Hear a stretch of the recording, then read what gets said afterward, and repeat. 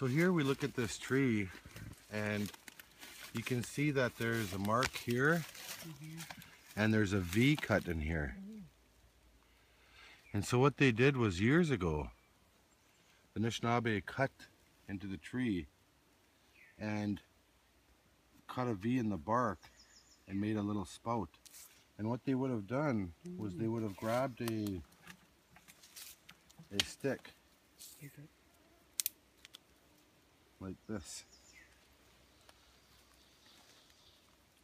and they would have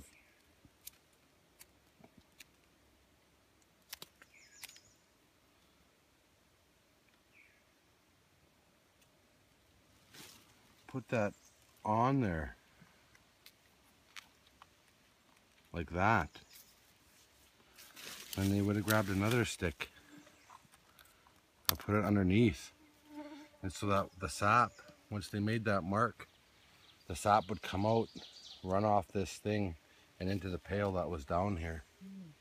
And so that's what they were doing. They were tapping this birch tree, and so it's nice to see that, you know, people are still tapping birch trees. So that's what that was done with that tree there.